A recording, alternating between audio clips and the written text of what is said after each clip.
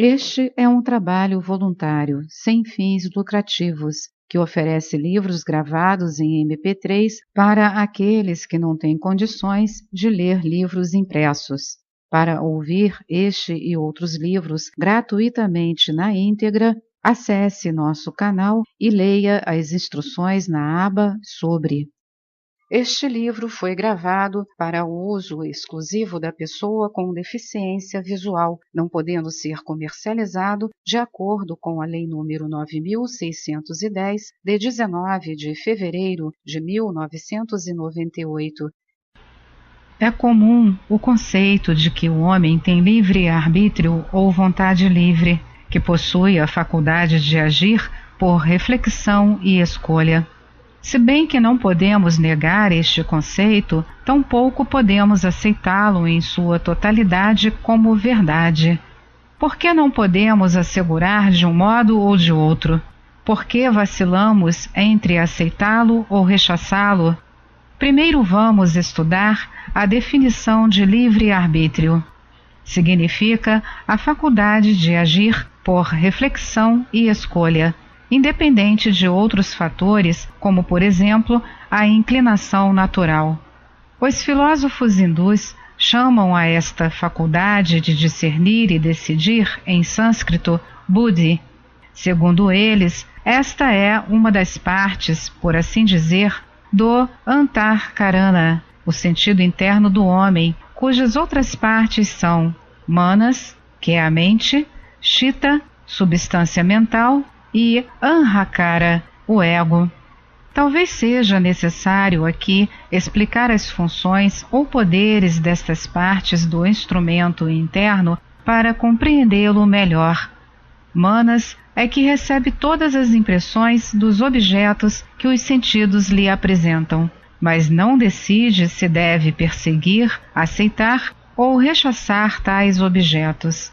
Neste momento, intervém Buddhi, o intelecto, a faculdade de discernir, e decide o que vai fazer.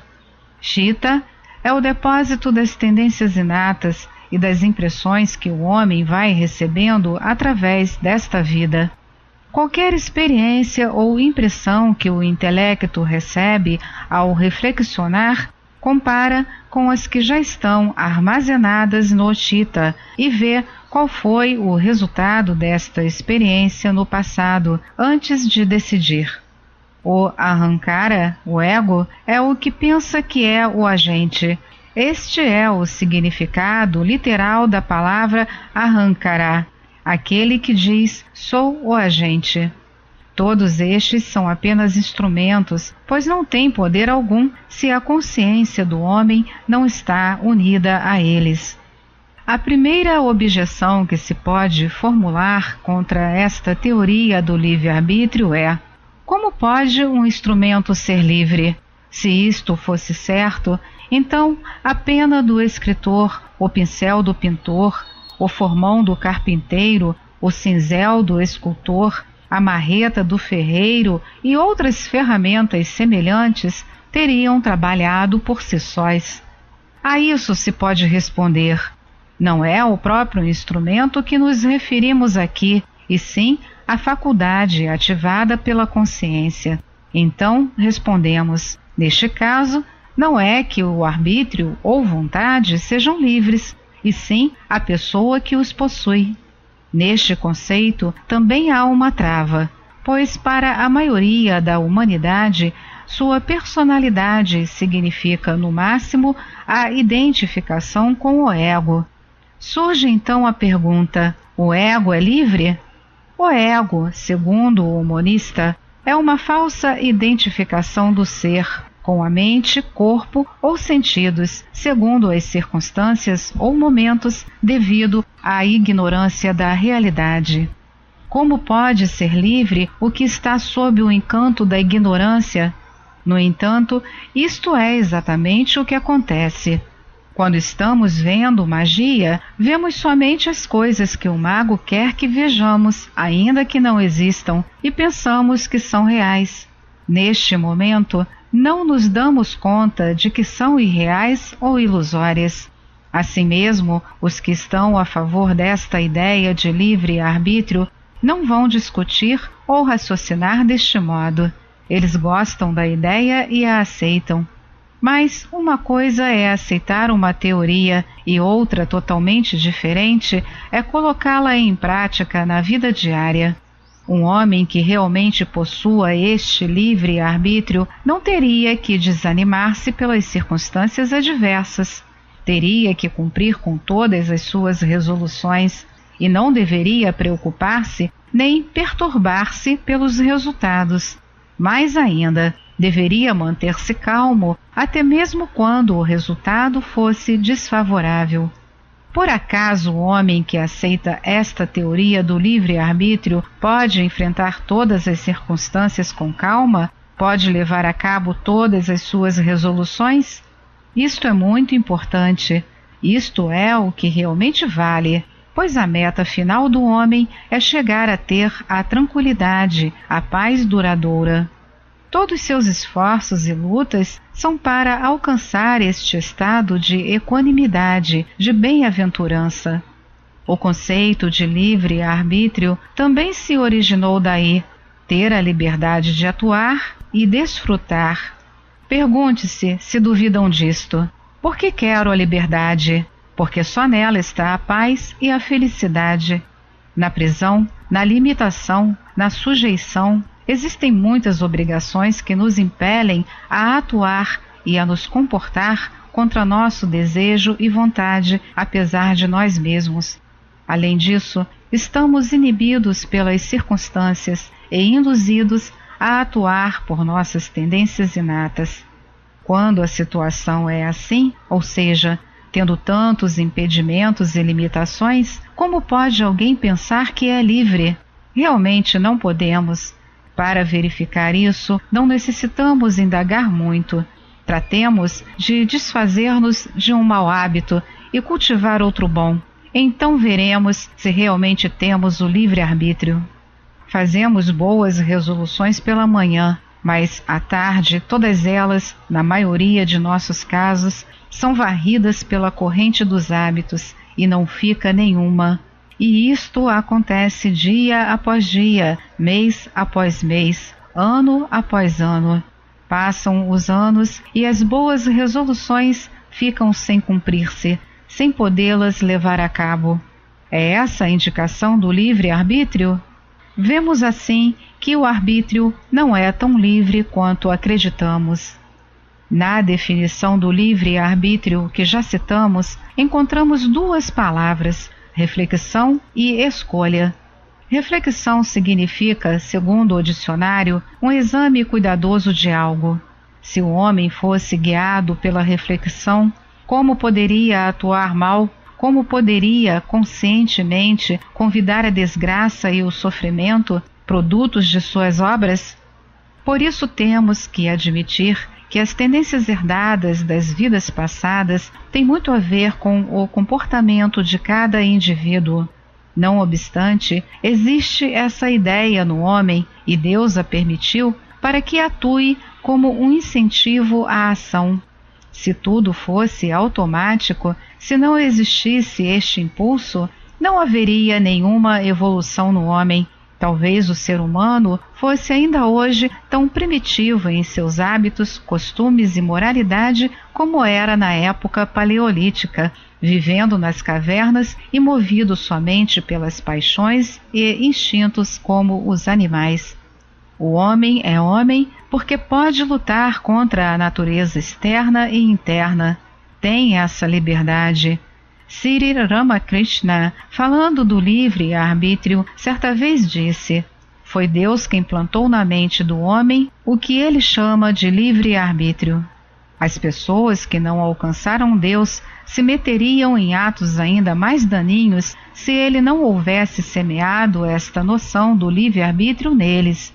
O pecado haveria aumentado se Deus não houvesse feito sentir ao malvado que só ele é o responsável por seus atos pecaminosos. Os que alcançaram a Deus estão conscientes de que o livre-arbítrio é uma mera aparência e que, na realidade, O homem é a máquina e Deus o maquinista. O homem é a carruagem e Deus o condutor.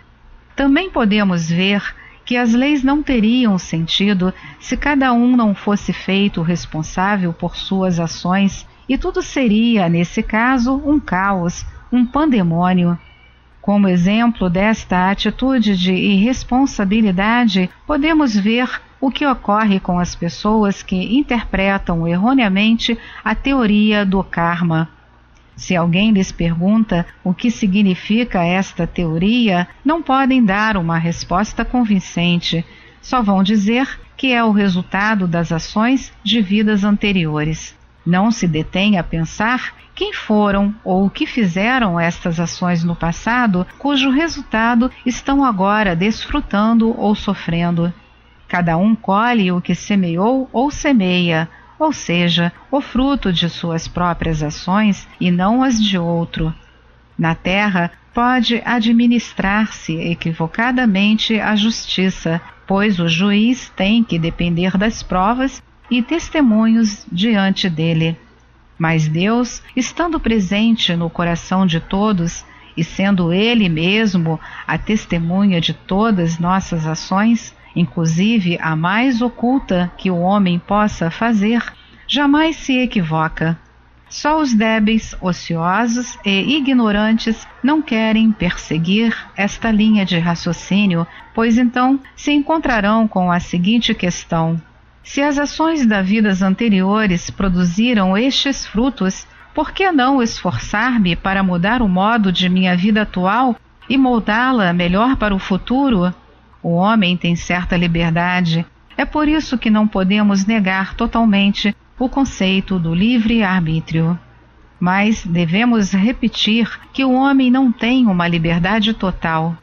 Certa vez, Swami Saradananda, um discípulo direto de Sri Ramakrishna, relatou este incidente de sua própria vida, falando sobre o problema do livre-arbítrio. Em sua juventude era um estudante de medicina e, como outros jovens daqueles dias, ao final do século XIX, era cético, não acreditava na existência do ser ou Deus.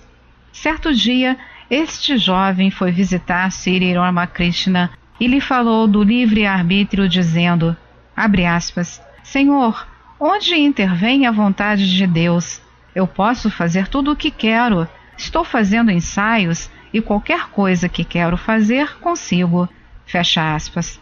Sri Ramakrishna lhe aconselhou que seguisse esta mesma linha de pensamento durante um tempo, mas observasse o que ocorresse com ele. Mais ou menos um mês depois, o jovem voltou a visitar o mestre e lhe disse, abre aspas, Senhor, descobri algo. Estive observando-me estes dias e vejo que agora não posso fazer nada por minha vontade própria, nem sequer a coisa mais insignificante.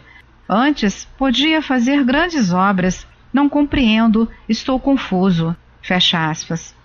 Sri Ramakrishna lhe disse que escutasse com atenção a canção que ia cantar, a aprendesse de memória e meditasse sobre seu significado todos os dias. Em seguida cantou, Tu és meu tudo em tudo, ó Senhor, a vida de minha vida, meu ser mais recôndito. Não tenho a ninguém nos 3 mundos, senão a Ti, a quem chamar meu. Tu és minha paz, minha alegria, minha esperança. Tu, meu sustento, minha riqueza, minha glória. Tu és minha sabedoria e minha força. Tu, meu lar, meu lugar de descanso, meu amigo mais íntimo, meu parente mais próximo. Meu presente e meu futuro Tu és, meu céu e minha salvação. Tu és minhas escrituras, meus mandamentos. Tu és meu sempre bondoso guru. Tu és a fonte de minha bem-aventurança sem limite.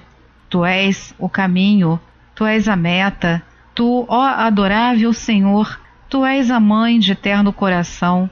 Tu és o Pai que castiga. Tu, o Criador e protetor. Tu, o timoneiro que guia minha barca através do mar da vida. Swami Saradananda seguiu as instruções de seu mestre e, como consequência, pôde resolver todas as suas dúvidas. Vemos nesse relato que o ser humano tem certa liberdade de atuar, mas não é total. O homem tem que depender da vontade divina para lograr êxito na vida, especialmente na vida espiritual.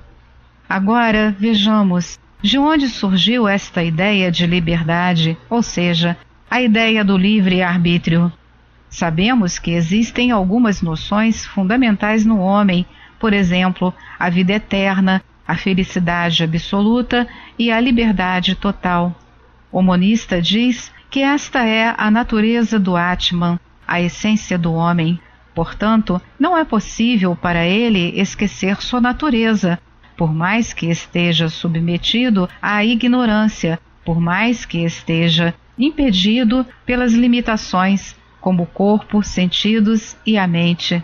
Assim como um homem que teve um pesadelo continua assustado por um tempo mais, mesmo depois de despertar, da mesma forma, a natureza interna do homem, ainda que coberta por pesadas incrustações, persiste em afirmar-se de alguma maneira, e a ideia do livre-arbítrio é uma delas.